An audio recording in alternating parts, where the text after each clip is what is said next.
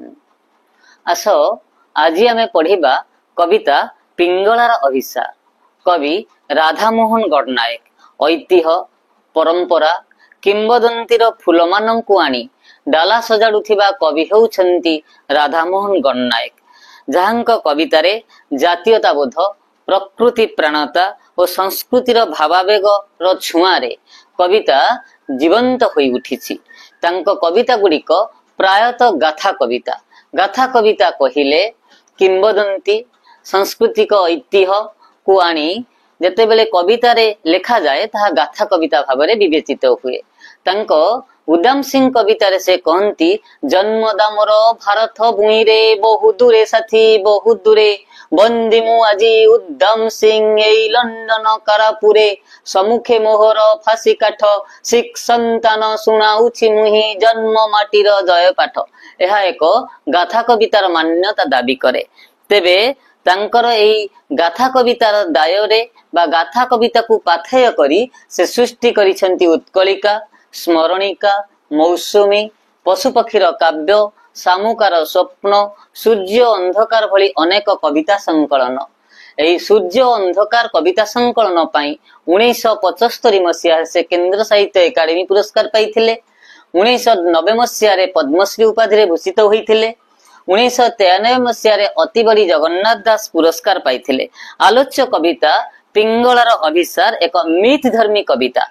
तबे मिथ कौन? मिथ कहिले पुराणर कथा कहानी चित्र चरित्र मानकु आनी आधुनिक मनीष जीवन सहित जोड़ी जो कविता गल्प उपन्यास लेखा जाए ताको मिथ भित्तिक सृष्टि बोली कुहा जाए। एही दृष्टिरु पिंगला एक मिथ धर्मी कविता। कारण भागवतर एक चरित्र होउछि पिंगला, जेहेतु ताहा एक पौराणिक चरित्र ताकु आनी आधुनिक स्खलित नारी चरित्र सहित जोड़ी देइथिबारु पिंगलार अभिसार एक मिथ धर्मी कविता। भागवतर एकादश स्कंदर 9 अध्यायर 24 गुरु प्रसंगरु आनीत पिंगला को अवधूत 16तम गुरु भावे स्वीकार करथिले। से करिथिबा 24 गुरु मध्यरु पिंगला गोटे गुरु थिला। आपण माने जानिथिबे कि नाही पिंगला को काहेकि से गुरु करिथिला? पिंगला तो गोटे बेश्या थिला, मात्र देवी पूजा क्षेत्र रे हो कोनोसी पीठ पूजा रे बेश्या द्वारा मूर्तिका न आसिले कोडे देवी पीठ पवित्र लाभ करे नाही।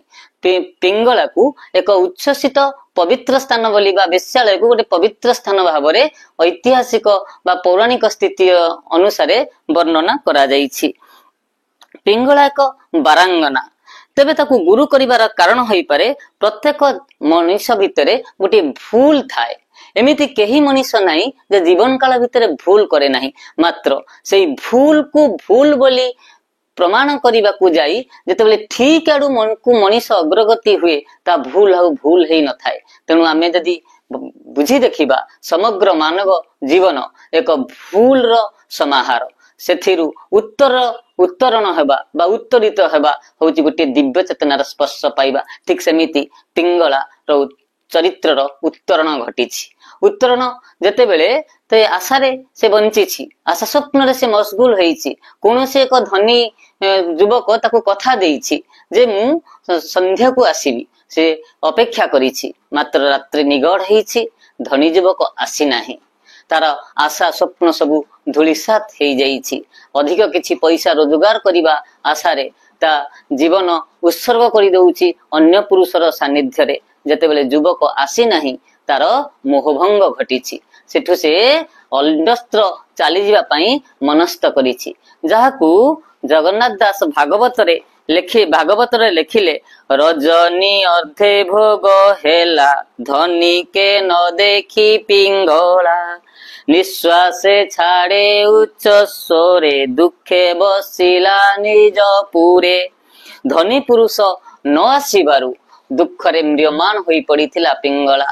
तार अपेक्षार अंत घटिथिला, जाहाकू राधामोहन गणनायक तांको कवितारे लेखिले न आसीबे आउ रसिक नागर न आसीबे आउ पुरे 12 बधु मुहि पिंगला जी चली जाऊ अछि दूरे फूल से जो आउ सो जाई भी नाही नीति राति सारा बसी केली दीप आउ जाली भी नाही मु शून्य सुआगे रसी। अर्थात रसिक नागर आउ आसीबनी, ପିଙ୍ଗଳା ଏ ପୁର ଛାଡି କୋଉ ଭିନ୍ନ ଏକ ଜଗତକୁ ଚାଲିଯିବ। ଆଉ ନିତି ଆଉ ତାକୁ ଫୁଲସେଜ ଆଉ ସଜାଇବାକୁ ପଡିବ ନାହିଁ କି କେଳି ଦୀପ ଜାଳିବାକୁ ପଡିବ ନାହିଁ। କେଳି ଦୀପ କହିଲେ ବେଶ୍ୟାଳୟର ସ୍ତିମିତ ଆଲୁଅକୁ ବୁଝାଏ। ତେଣୁ ସେ କହୁଛେ ମୁଁ କାହା ଆଗରେ ଆଉ ପ୍ରୀତିର ଅଭିନୟ କରିବିନି। ଆଜି ପର୍ଯ୍ୟନ୍ତ ଭିନ୍ନ ଭିନ୍ନ ପୁରୁଷଙ୍କ ଭାବରେ ଭିନ୍ନ ଭିନ୍ନ ରାତିରେ ଅଭିନୟ କରି ଚାଲିଥିଲା। ସେ ଏବେ ଅଭିନୟକୁ ପରିତ୍ୟାଗ କରିବା ପାଇଁ ପ୍ରତିଶ୍ରୁତିବଦ୍ଧ ସତେ ଯେମିତି। ତେଣୁ କହୁଛି କାହା ଆଗେ ଆଉ ଦେଖାଇବି ନାହିଁ ପିରତିର ଅଭିନୟ, ନିଶାର ଆଶାର ସ୍ୱପ୍ନ ସମାନ ସକଳ ଭଜିଛି ଲୟ। ମରମେ ମୋହର ଲଭିଅଛି ଆଜି ଦିବ୍ୟ ପରମ ଧନ, ମରତ ପଥର ଅମର ବନ୍ଧୁ ଅନ୍ତର ବିମୋହନ। ତା ମର୍ମରେ ଗୋଟେ ଦିବ୍ୟ ପରମ ଧନ ଉଜ୍ଜୀବିତ ହଉଛନ୍ତି। ସେ ଦିବ୍ୟ ପରମ ଧନ ଜଣକ ହଉଛନ୍ତି ଦିବ୍ୟ ପୁରୁଷ ଚେତନା ବା ଦିବ୍ୟ ଚେତନା। ଭଗବାନଙ୍କର ସାନ୍ନିଧ୍ୟ ଲାଭ କରିବା ପାଇଁ ସେ ଏବେ ବ୍ୟାକୁଳା।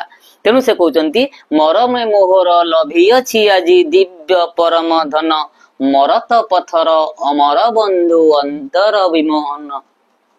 ମର୍ତ୍ତ୍ୟ ପଥର ଅମର ବନ୍ଧୁ କିଏ? ଆମେ ସମସ୍ତେ ମର୍ତ୍ତ୍ୟ ପଥରେ ବଞ୍ଚୁଥିବା ଜୀବ ମାନେ, ମଣିଷ ମାନେ ଜାଣିଛେ କି ମର୍ତ୍ତ୍ୟ ପଥର ଅମର ବନ୍ଧୁ ହଉଛନ୍ତି ଭଗବାନ। ତେଣୁ ତାଙ୍କର ଏବେ ମର୍ତ୍ତ୍ୟ ପଥର ଅମର ବନ୍ଧୁ ଆଉ ଅନ୍ତରର ବି ଶ୍ରେଷ୍ଠ ସେ ହଉଛନ୍ତି ଭଗବାନ। ଭଗବତ ସତ୍ତା ଏବେ ତାର ଉଜ୍ଜୀବିତ ହେଇଛି, କାରଣ ସେ ଅନୁତାପ କରିଛି।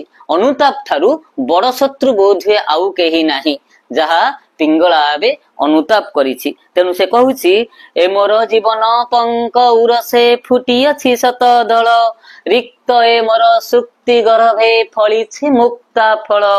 ଲୋଡା ନାହିଁ ମୋର ଧନ ସମ୍ପଦ ମଣି କାଞ୍ଚନ ମାଳା, ଲୋଡା ନାହିଁ ମୋର ବିଳାସ କୁଞ୍ଜ ଏ ଚାରୁ ଚିତ୍ରଶାଳା।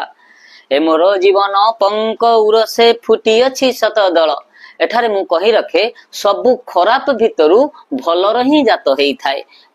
ଯେମିତି ପଙ୍କରୁ ପଦ୍ମ, କଳାବଦଲ କୋଳରେ ବିଜୁଳି, ଶାମୁକା ଭିତରେ ମୁକ୍ତା, ସବୁ ଖରାପ ଭିତରୁ ଭଲ ସୃଷ୍ଟି ହୁଏ। ସେ ତାମସ କଳୁଷ ପୀଡ ନେଇ ଯଥା ସ୍ୱଚ୍ଛ ବିବେକ, ଲୁଚି ଲୁଚି ହସି ଫୁଟଇ ଢାଳି ପୁଣ୍ୟ ମୟୁଖ। ତାମସ କଳୁଷ ପୀଡ ନେଇ ଯଥା ସ୍ୱଚ୍ଛ ବିବେକ, ଲୁଚି ଲୁଚି ହସି ଫୁଟଇ ଢାଳି ପୁଣ୍ୟ ମୟୁଖ। ଯେମିତି ଆମର ତାମସିକ ପ୍ରବୃତ୍ତି ଭିତରେ ଗୋଟିଏ ବିବେକର ସୂର୍ଯ୍ୟ ଅଛି, ସେମିତି ପଙ୍କ ଭିତରୁ ପଦ୍ମ, ମଣିଷ ଅନ୍ତର ଭିତରେ ଦିବ୍ୟ ଚେତନା। ପ୍ରତ୍ୟେକ ମଣିଷ ଭିତରେ ଗୋଟେ ଈଶ୍ୱର ବାସୁଥିବା ଗୋଟେ ସତ୍ତା ଅଛି। ସେଥିପାଇଁ କହୁଛି ପିଙ୍ଗଳା କହୁଛି ଏ ମୋର ଜୀବନ ପଙ୍କ ଉରସେ ଫୁଟିଅଛି ଶତ ଦଳ, ରିକ୍ତ ଏ ମୋର ସୁକ୍ତି ଗର୍ଭେ ଫଳିଛି ମୁକ୍ତା ଫଳ। ତା ଜୀବନର ଶୂନ୍ୟ ମୁକ୍ତା ଶାମୁକା ଭିତରେ ମୁକ୍ତା ଫଳିଛି। ସୁକ୍ତି ଶାମୁକା, ତା ଭିତରେ ଶାମୁକା ଭିତରୁ ମୁକ୍ତା ଫଳିବା ଅର୍ଥ ହଉଛି ପିଙ୍ଗଳା ଜୀବନ ଭିତରେ ଗୋଟେ ଦିବ୍ୟ ଚେତନାର ସନ୍ଧାନ।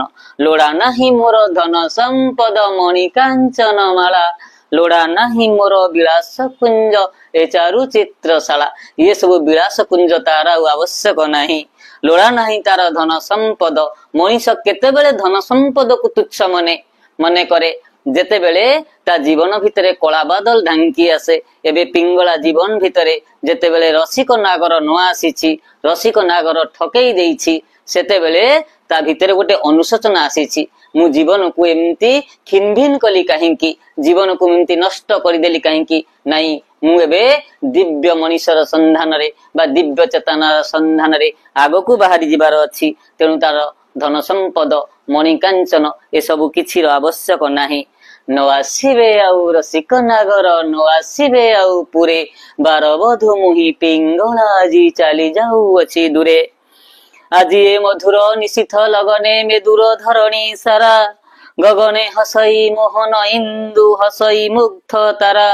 ଦିଶି ଦିଶି ପୁଣି ଉଛୁଳି ପଡଇ ଶୁଭ୍ର ଜୋଛନା ସିରି, ସ୍ନିଗ୍ଧ ସମୀର ମଧୁର ଲହରେ ବହି ଆସେ ଥିରି ଥିରି, ସ୍ନିଗ୍ଧ ସମୀର ମଧୁର ଲହରେ ବହି ଆସେ ଥିରି ଥିରି। ଆଜି ଏ ମଧୁର ନିଶିଥ ଲଗନେ ମିଠା ରାତିର ମିଠା ସପନ ହଉଛି ଚାରିଆଡେ ଜ୍ୟୋତ୍ସ୍ନାର ପ୍ଲାବନ। ମେଦୁର ଧରଣୀ ସାରେ ଗଗନେ ହସଇ ମୋହନ ଇନ୍ଦୁ ହସଇ ମୁଗ୍ଧ ତାରା। ଏଠି ପ୍ରକୃତିର କଥା କୁହାଯାଇଛି। କାହିଁକି? ସବୁଠି ଭଗବାନଙ୍କର ସତ୍ତା ବିଦ୍ୟମାନ। कारण भगवान तो सृष्टिकर्ता ना, तेणु जहाँ सृष्टि करिसंती से ही करिसंती, जहाँ बाहर को चली गले से भगवान कर सानिध्य लाभ करिवो, प्रकृति को उपभोग कला बेले से भगवान कर सत्ता को निज अंतर भितर स्थान देई कहूची, आज ये मधुर निशिथ लगने धरणी में दूर सारा, गगने हसई मोहन इंदु हसई मुग्ध तारा, जह्न हसुछि तारा फुटिछि, ए सबु देखिरे विमोहित होइछि पिंगला। दिशी दिशी पुणी उछुली पड़ई शुभ्र जोछना सिरी, दिशी दिशी चारि दिग 10टा दिग अछि, इंद्र मां पातु दिक् पूर्वे आग्न ए अग्नि देवता, जाम्ये जम पातु सदा नैऋते नैऋतस्थता, उत्तरे धनद पातु ईशान्ये किशोर प्रभु, ऊर्ध्वे पिता मोह पातु अधनन्ताय विभु सदा, एवं 10 दिश रक्षा कुर्वन्तु देवता गणाः। एमिति 10टी दिग अछि, चारिआडे 10 दिग उछुली पडुछि शुभ्र जोछना सिरिरे, स्निग्ध समीर मधुर लहरे बहि आसे थिरी थिरी। दिशी दिशी पुणी उछुली पड़ई शुभ्र जोछना सिरी, स्निग्ध समीर मधुर लहरे बहि आसे थिरी थिरी। धीरे धीरे पवन बहि आसुछि, से पवन रे पुलकित हेउछि पिंगला। जो शांति से प्रकोष्ठ देई पारि नथिला, जो शांति बेश्यालय देई पारि नथिला, से शांति एबे स्निग्ध समीर देउछि। भासी आसे मोर बंधु परस आहा केडे सुमधुर, से समीर भितरे से बंधुर छुआ पाइछि। से दिन से प्रकोष्ठ भितरे केउ अदना युवकर छुआरे पुलकित होउथिला, गोटे सौखिनी पुलकित होउथिला। मात्र आज जीवन को अति प्राण भरी रोमांचित करिछि तार बंधु स्पर्श, जहा समीर रे धीरे धीरे बही आसीछि, ता होउछि भगवान कर स्पर्श। अंग पुलके पुलकी उठई बरसार निपतुल, एबे तार अंग पुलकित होई उठिछि। वर्षार निपतुल कथा कहला बेले कदम्ब फूल जेमती गोटे वर्षा दिने जेमती गोटे कवि प्राण रे उन्मादना सृष्टि करे, ठीक सेमिति पिंगला बे उन्मादिता। बाजी उठे पुणी मंजू मुरली कहीं केउ दूर देशे, जीवन जमुना उजाणी उठई मंजू मदिरा देशे। पाषाणा कारमो जाई अछि भाजी, जागिछि मुक्त धारे, जाउछि आजी जीवनर मम प्रियतम अभिसारे। आगुरु तो से अपेक्षा करिथिला, से अपेक्षा करिथिला कोनोसी धनी युवक को, टंका पाइबो, प्राचुर्य भितरे बढ़िबो, निजकु सजाड़िबो, किंतु आजी जाहाकु से अपेक्षा करिछि से होउचंती तार बंधु। तार पाषाणर कार आजी भांगी जाइछि, से चारिपटर कांथरे बांधी हेइथिबा से घर आजी ता पई भांगी जाइछि, ता प्रकोष्ठ ताकू सबुदिन पई विदाय देइछि। तेणु पाषाणर कारामो जाइछि भाजी, जागिछि मुक्त धारे, जाउछि आजी जीवनर मम प्रियतम अभिसारे। आज ता जीवनर प्रियतमर अपेक्षा बाहरी, तार प्रियतम किए निश्चय जानी पारुथिबे जे प्रियतम निश्चय होउचंती भगवान। नाही आउ मोर बाधा बंधन सकल जाइछि तुटी, मुक्त चारिणी तटिनीर सम जीवी मुहि आजी छुटी, मुक्त चारिणी तटिनीर सम जीवी मुहि आजी छुटी। शतवनगिरी कांतारे बुली भेटिबी प्रेमर धन, शतवनगिरी कांतारे बुली भेटिबी प्रेमर धन, बंधु मो प्रेम सिंधु चरणे ढाली देवी ए जीवन। से कहउचंती नाही आउ मोर बाधा बंधन, ताकू आउ केही बाधा बंधन दबाकू नाही। किंतु जेते बेले तार प्रकोष्ठ रे रहुतिला सेते बेले बंधन थिला, सेते बेले विश्यालय रो गोटा नीति नियम बंधा आइतिला। एबे से नीति नियम शृंखल को से निज हाथ रे भांगी देइछि। मुक्त चारिणी तटी नीर सम जीवी मुहि आजी छुटी। जेमिति गोटे नदीर गोटे सागर रे विलीन हेइ जिबा पई जाइछि, गोटे आत्मा परमात्मा सहित विलीन हेइ जिबार कथा कहउछि पिंगला। जे ता जीवन रे जो मोहभंग घटिछि, सेई मोहभंग धारा रे ता जीवन को समुद्र रे मिसई देबो। जने मनीष भाव रे आसीथिला, तार चेतना आबे परमात्मा को एबे भगवान को पाखरे विलीन करि देबो। शत वनगिरी कांतारे बुली भेटिबी प्रेमर धन, बंधु मो प्रेम सिंधु चरणे ढाली देवी ए जीवन, बंधु मो प्रेम सिंधु चरणे ढाली देवी ए जीवन। शत वनगिरी अर्थात वन कांतार जंगल सबुआडे से बुलिबो, कहा पाई ना प्रेमर धन को खोजिबो। सत कहिले प्रेम को कोन केबे केई खोजी की पाए, प्रेम कौन क्या प्रेम गोटे तिक्त अनुभव से भगवान अनुभव ही केवल करी बंधु मो प्रेम सिंधु चरणे ढाली देवी ये जीवन से जदि तटिनी है से जदि नदी है भगवान जदि समुद्र हंती से तटिनी जाई समुद्र रे मिसीजीव भगवान को पाखरे विलीन होइजीव नुहई मु आजी विदेहर नटी नुहे बार विलासिनी जगतर पथे जाउछि आजी प्रेमर सन्यासिनी मुक्त भुवने भूलिबी हरसे मुक्त आकाश तले धोइबी प्राणर कलुष कालीमा तिक्त लोतक जले धोइबी प्राणर कलुष कालीमा तिक्त लोतक जले क्षुर्ण एमर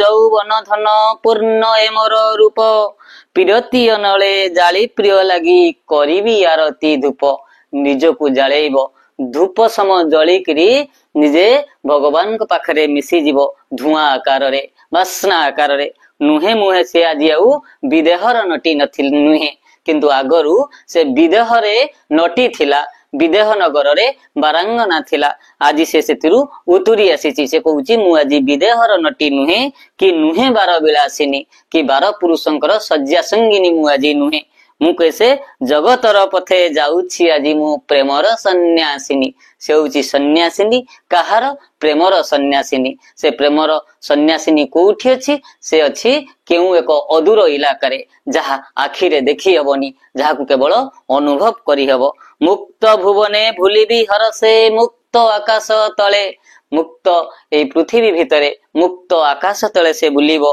आ धोइबो प्राणर कलुष कालीमा तिक्त लोतक बले आउ ताहार जहा सबु कलुषित काम से करी जाईछि जहा सबु खराब काम करी जाईछि ताकू अनुताप लुहरे जाली भसेई दबो जाली ताकू शेष करी दबो क्षुर्ण ए मोर यौवन धन पूर्ण ए मोर रूप पिरती अनले जाली प्रिय लगी करिबी आरती धूप ए मोर यौवन ए धन पूर्ण बे होईछि अर्थात पिरती अनले प्रीतिर नियारे मु आकी प्रिय लगी गोटे सलिता होई जड़ीबी उषा उषसीरे गगने देखिबी बंधुर रूप बिथि गगने भुवने पवने पवने शुणिबी मुरली गीति सकाळु संज जाए सबुठी से तांको बंधुर रूप बिथि देखिबो प्रेमिकर रूप बिथि देखिबो से बंधु होउचंती से प्रेमिक जनक होउचंती भगवत सत्ता गगने भुवने पवने शुणिबी मुरली गीति सबु आडे जे पवनर सी सी शब्द प्रकृतिर से शब्द ताकू कवि मुरलीर वंशीस्वन सहित कृष्ण का वंशीस्वन सहित तुलना करिसेंती ज्योत्स्ना निशरे पुलिके पीबी बंधुर हास सुधा ज्योत्स्ना निशिरे पुलके पीबी बंधुर हास सुधा पीब काहाकू जे बंधुर स्मित हास को से पान करिवो भूलिबी प्राणर आकुल पिपासा भूलिबी प्राणर क्षुधा जते शोष अछि ताहा सब भूली जीवो जते भोक अछि ताहा मध्य भूली जीवो काहा बजारे बंधुर स्पर्शरे बा बंधुर मुरलीसन रे धरणीर तृण तलपर से सोईबी हरस बोले ऊर्ध्वे नीलिम गगन बिताने ननाई मुग्ध डोले बंधु सपन देखु देखु मुही बुझिबी ए मोर आखि चंद्र तपन साखी रहिथिबे गगन भुवन साखी चंद्र तपन साखी रहिथिबे गगन भुवन साखी आउ से विलास व्यसनर जीवन बंचिबनी एबे जाई धरणीर तृणतल्परे शोइब धरणीर शय्यारे घास शय्यारे शोइब आउ आकाश को चाहि रहिब केमिति मुग्ध डोलारे बंधु सपन देखु देखु मुही बुझिबी ए मोर आखि बंधुर स्वप्न देखु देखु आखि बुझी दब अर्थात मृत्यु लोक को चली जीव आत्मा सहित परमात्मा मिलन हेई जीव चंद्र तपन ए सब किए देखुथिबे चंद्र तपन साखी रही थिबे गगन भुवन साखी सूर्य चंद्र आउ आकाश भुवन ए साखी रही थिबे विदाय नेउछि विदेह नगर विदाय नेउछि आजी भूली जाओ मोर घृण्य कलुष राजी विदाय नेउछि विदेह नगर विदाय नेउछि आजी भूली जाओ मोर घृण्य कलुष राजी हे विदेह नगर आजी ठू तते गुड बाय तोठू आजी मु विदाय नउछि मु तो प्रकोष्ठ को आउ केबे भी आसीबिनी काहेकि मो पाखरे मु गोटे बंधु पाई गेलेनी ଯାହାର ଛୁଆଁ ଏବେ ମତେ ବର୍ଷାର ନିପତୁଲ ମତେ ରୋମାଞ୍ଚିତ କଲାଣି। ତେଣୁ ଭୁଲି ଯାଅ ମତେ, ମତେ ଭୁଲି ଯାଅ। ମୁଁ ଯେଉଁ ଘୃଣ୍ୟ କାମ ସବୁ କରିଛି ତା ଭିତରେ, ଯୋଉ ବାରବିଳାସିନୀ ହେଇଛି, ଯୋଉ ବରାଙ୍ଗନା ହେଇଛି, ସେଥିରୁ ମତେ ମୁକ୍ତି ଦିଅ। ମୋର ଘୃଣ୍ୟ କଳୁଷ ରାଜିକୁ ଭୁଲି ଯିଅ। ସରଗର ମୁହିଁ ଅମର କନ୍ୟା, ମୁହିଁ ନାରୀ ମୁହିଁ ଦେବୀ, ପୁଣ୍ୟ ମରତେ ପତିତା ସାଜିଲି, ଘୃଣ୍ୟ ଜୀବନ ସେବି। ସରଗର ସେ ଏବେ ଅମର, ସରଗର ଏଇଥିପାଇଁ ସେ ଅମର, ତାଙ୍କ ଭିତରେ ଭଗବାନଙ୍କର ସତ୍ତା ପ୍ରବେଶ କରି ସାରିଛି, ଭଗବାନ ତାକୁ ଆପଣାର କରି ସାରିଛନ୍ତି। ନାରୀ କଣ ପାଇଁ? ସେ ହଉଛି ନାରୀ ଏଇଥିପାଇଁ ଯେ ତା ଭିତରେ ଦୟା, କ୍ଷମା, କରୁଣାର ଭାବ ଜାଗ୍ରତ ହେଇଛି। ଆଉ ଦେବୀ ଏଇଥିପାଇଁ ସେ ସୃଷ୍ଟି ସଂହାରକାରିଣୀ, ସଂସାରରୁ ସବୁ ପାପ ତାପ ନାଶନ କରିବା ପାଇଁ ସେ ଏବେ ଦେବୀ ପାଲଟି ଯାଇଛି। ପୁଣ୍ୟ ମରତେ ପତିତା ସାଜିଲି, ଘୃଣ୍ୟ ଜୀବନ ସେବି। ଏ ପୁଣ୍ୟ ଧରିତ୍ରୀରେ କିନ୍ତୁ ସେ ପତିତା ସାଜିଥିଲା, ଘୃଣାର ଜୀବନ ବାଣ୍ଟିଥିଲା, ଗୋଟେ ଖରାପ ଜୀବନ ଲୋକମାନଙ୍କ ପାଖରେ ପହଞ୍ଚାଇଥିଲା, ବହୁତ ପୁରୁଷ ମାନଙ୍କ ଜୀବନକୁ ନଷ୍ଟ କରିଥିଲା, ଆଉ ନିଜେ ମଧ୍ୟ ନଷ୍ଟ ହେଇଥିଲା। ତେଣୁ ତାର ଜୀବନକୁ ସେ ଘୃଣାର ଜୀବନ ବୋଲି କହୁଛି। ଅମୃତ ପିଇ ଆସିଥିଲି ଏଥି, ହାୟ ରେ କରିଲି କିସ, ସର୍ପିଣୀ ସମ ସୃଷ୍ଟିର ତଳେ ସୁଜିଲି ବିଷମ ବିଷ, ସର୍ପିଣୀ ସମ ସୃଷ୍ଟିର ତଳେ ସୁଜିଲି ବିଷମ ବିଷ। ଅମୃତ ପିଇ ଏ ଅମୃତ ଧାମକୁ ଆସିଥିଲା, ଏ ଅମର ଅପାପ ଧାମରେ ସେ ଅମର ହେଇ ରହିବା ପାଇଁ ଆସିଥିଲା। କିନ୍ତୁ ସେ କଲା କଣ ନା ବିଷ ସଜିଲା। ଯେମିତି ଗୋଟିଏ ସାପ ନିଜର ବିଷର ଜ୍ୱାଳାରେ ମଣିଷ ଜୀବନକୁ ମୃତ୍ୟୁ ମୁଖକୁ ଠେଲି ଦିଏ, ତାହାର ଖରାପ ସ୍ୱଭାବ ଭିତରେ ଅନେକ ମଣିଷଙ୍କୁ ଖରାପର ବାର୍ତ୍ତା ଦେଖେଇ ଦେଇଛି। ତେଣୁ ସେ ସର୍ପିଣୀ ସମ ବିଷ ସୁଜିଲା ବୋଲି କହିଛି। ସେ ବିଷର ତାପେ ଜଗତେ ଜଳିଲି, ସେ ତାପେ ଜଳିଲି ଆପେ, ପୁଣ୍ୟ ଜୀବନ ପୁଣ୍ୟ ଭୁବନ ଭରିଦେଲି ଖାଲି ପାପେ। ସେ ବିଷର ତାପେ ଜଗତ ଜାଳିଲି, ସେ ବିଷର ତାପରେ ଜଗତକୁ ନଷ୍ଟ କଲା। ଜଗତକୁ ନଷ୍ଟ କଲା ଅର୍ଥ ବହୁତ ଲୋକଙ୍କୁ ସେ ଖରାପ କରିଛି। ତାର ଯୋଉ ଖରାପ ଚେତନା ଦ୍ଵାରା ପ୍ରଭାବିତ ହେଇ ଅନେକ ଲୋକ ଖରାପ ହେଇଛନ୍ତି, ଜଗତର ଅନେକ ଲୋକ ଖରାପ ହେଇଥିବାରୁ ସେ ଜଗତକୁ ଜାଳିଛି। ଆଉ ସେ ତାପେ ନିଜେ ଜଳିଲା ଅର୍ଥ ନିଜେ ଅନୁତାପ ନିଆଁରେ ଜଳୁଛି। ଅନୁତାପ ଠାରୁ ବଡ ଶତ୍ରୁ ଆଉ କେହି ନାହିଁ। ପ୍ରତିଟି ମୁହୂର୍ତ୍ତରେ ମଣିଷକୁ ମୃତ୍ୟୁ ମୁଖକୁ ଠେଲି ଦିଏ। ସେଥିପାଇଁ ସେ ବିଷର ତାପେ ଜଗତ ଜାଳିଲା ଆଉ ନିଜେ ମଧ୍ୟ ଜଳିଲା। ପୁଣ୍ୟ ଜୀବନ ପୁଣ୍ୟ ଭୁବନ ଭରିଦେଲି ଖାଲି ପାପେ। ତାହେଲେ ପୁଣ୍ୟ ଜୀବନକୁ, ଖାଲି ପୁଣ୍ୟ ଭୁବନକୁ, ଏ ଜଗତକୁ ଖାଲି ପାପରେ ଭରିଦେଲା। ଗୋବିନ୍ଦ ଦାସ ତାଙ୍କ ଅମାବାସ୍ୟା ଚନ୍ଦ୍ରରେ କହିଥିଲେ ଯେ ପାପ ପୁଣ୍ୟ ହଉଛି ମାନସିକ କ୍ରିୟାକଳାପର ଅନ୍ତିମ ପରିଣତି। ଅର୍ଥାତ ପାପ କଣ ପୁଣ୍ୟ କଣ କିଛି ନାହିଁ। ଯଦି ନିଜେ ଭାବୁଛ କିଛି ଭୁଲ କାମ କରି ପାପ କରିଛ ବୋଲି, ସେତେବେଳେ ତାହା ପାପରେ ପରିଗଣିତ ହୁଏ। ନଚେତ ଯଦି ପୁଣ୍ୟ ବୋଲି ଭାବୁଛ, ତାହେଲେ ତା ଜୀବନକୁ ପୁଣ୍ୟରେ ପରିବର୍ତ୍ତିତ କରିଥାଏ। ପୁଣ୍ୟ ଜୀବନ ପୁଣ୍ୟ ଭୁବନ, ଖାଲି ଯେହେତୁ ସେ ପାପରେ ଭରି ଦେଇଛି ବୋଲି କହୁଛି, ତାହେଲେ ଜୀବନଟା ପାପଯୁକ୍ତ ଥିଲା। ଜୀବନର ମୋର ପ୍ରିୟତମ ଆଜି ଦେଖିଏ କଳୁଷ ଗତି, ମଞ୍ଜୁ ମଧୁର ମୁରଲୀର ରତେ ଡାକଇ ଆଦରେ ଅତି। ମୋର ଏ ଖରାପ ସ୍ୱଭାବ ଦେଖି, ଏ ମୋର ଖରାପ ସ୍ୱଭାବକୁ ମୋର ପ୍ରିୟତମ ଦେଖି, ମୋର ଏ କଳୁଷିତ ସ୍ୱଭାବକୁ ଦେଖି, ମଞ୍ଜୁ ମଧୁର ମୁରଲୀର ଋତେ, ଗୋଟେ ସୁନ୍ଦର ବଂଶୀ ସ୍ୱନରେ ସେ ମତେ ଡାକୁଛନ୍ତି। ଡାକଇ ଅତି ଆଦର ଯତ୍ନରେ ଡାକୁଛନ୍ତି, ପିଙ୍ଗଳା ତୁ ମୋର ସତ୍ତା ସହିତ ବିଲୀନ ହେଇଯା। ପତିତ ପାବନ ବନ୍ଧୁ ସେ ମୋର ବିଶ୍ୱ ପରଶ ମଣି, ପୁଣ୍ୟ ପରଶେ ସ୍ୱର୍ଣ୍ଣ କରିବେ ମୋର ଅଙ୍ଗ ପୁଣି। ସେ ହଉଛନ୍ତି ପତିତ ପାବନ, ସେ ହଉଛନ୍ତି ସମସ୍ତଙ୍କର ଦୁଃଖ ହାରକ, ସେ ହଉଛନ୍ତି ମୁକ୍ତି ପ୍ରଦାୟକ। ତେଣୁ ସେ ହଉଛନ୍ତି ମୋର ବନ୍ଧୁ, ସେ ହଉଛନ୍ତି ବିଶ୍ୱ ପରଶମଣି। ପରଶମଣିର ସ୍ପର୍ଶରେ ଯେ ବିଭିନ୍ନ ଧାତୁ ଯେମିତି ସୁନାରେ ରୂପାନ୍ତରିତ ହେଇଯାଏ, ଠିକ ସେମିତି ତାଙ୍କର ଛୁଆଁରେ ମୋ ଦେହ ରୂପକ ଖରାପ ଧାତୁ ସୁନାରେ ରୂପାନ୍ତରିତ ହେଇଯିବ। ଅର୍ଥାତ ମୋର ଖରାପ ସ୍ୱଭାବ ଭଲ ସ୍ୱଭାବରେ ରୂପାନ୍ତରିତ ହେଇଯିବ।